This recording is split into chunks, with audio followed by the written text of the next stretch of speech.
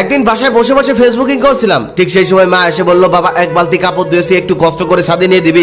আমি তখন বিরক্তির সাথে মাকে বললাম, দেখছো না কাজ করছি, আমি পারবো না, যাও এখান থেকে। মা তখন বলল, কই কাজ করতেছিস, তুই তো মোবাইল চাপাচাপি করতেছিস। তখন আমি আরো বিরক্তি হয়ে বললাম, যাও নিজের কাজ নিজে করে নাও, একটু শান্তি মতো বসে থাকতে দেখতে পারো না, একটু বসে থাকলে কাজের কথা বলো। তারপর মা সেখান থেকে চলে গেল, আমিও দরজা বন্ধ করে ফেসবুকিং করতে লাগলাম, কারণ দরজা খোলা লাগলে একটু পর পরই আসবে আর ঘ্যানর ঘ্যানর করবে, এটা ওটা করতে বলবে। সেদিনই সন্ধ্যাবেলায় ছাদে গিয়ে একটু বসেছি, এদিক সেদিক চোখ বোলাচ্ছি, ঠিক সেই সময় মায়ের কল দিয়ে বলছে, বাবা কই রে তুই। আমি তখন বললাম, এখানে আসলেও আবার কল দিতে হয়, আমি না তোমাকে বলে আসলাম ছাদে আসছি, ছাদে আসলেও তোমাকে কল দিয়ে জ্বালাতে হবে আমাকে, তাই না? মা তখন নরম সুরে বলল, আমার একা একা ভালো লাগছে না, তুই একটু বাসায় আয়, আয় তোর সাথে একটু গল্প করি। তখন আমি বিরক্তির সাথে বললাম, আচ্ছা যেতে পারি, তবে যাওয়ার পর কিন্তু কোনো কাজ দেওয়া যাবে না, মনে থাকে যেন। তখন মা মুচকি এসে বলল, আচ্ছা কোনো কাজ দিব না, আয় তুই। তারপর আমি বাসায় চলে আসলাম। মা আসার পরে সেই বিরক্তিকর গল্প, যেই গল্পগুলো আমার